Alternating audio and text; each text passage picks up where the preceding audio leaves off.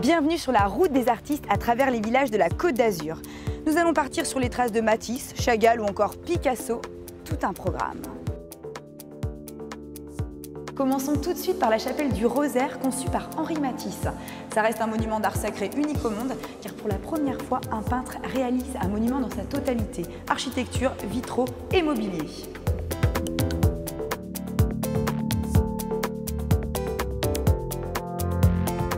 Je vous propose à présent une balade à Saint-Paul-de-Vence. C'est un petit village très connu pour avoir longtemps accueilli de nombreux artistes. Il se trouve juste à côté de la fondation Meg.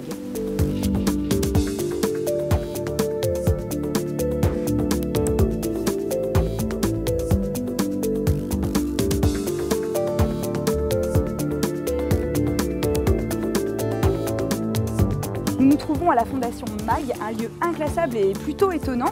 Quelle est la particularité de cette fondation ? Alors la Fondation MAG est un des premiers lieux dédiés à l'art en France qui a été conçu avec la collaboration des artistes parmi les plus importants de la fin du 19e et du 20e siècle, par exemple Giacometti, Chagall ou encore Miro. Donc l'idée c'est que chacun des artistes s'est approprié un espace de la future fondation et y a travaillé. Par exemple Miro a créé tout un labyrinthe qui dialogue avec la nature, des jardins.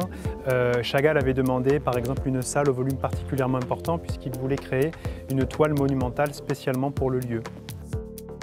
Nous allons poursuivre notre parcours culturel en visitant le musée Picasso d'Antibes. Vous me suivez ?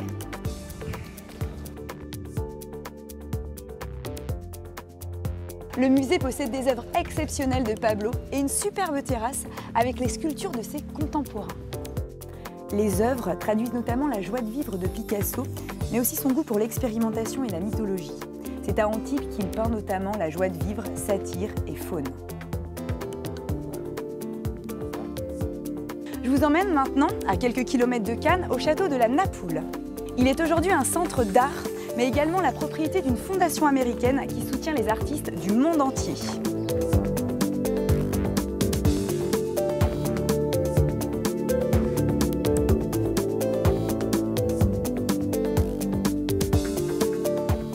Alors dans quelle mesure vous aidez aujourd'hui les artistes ?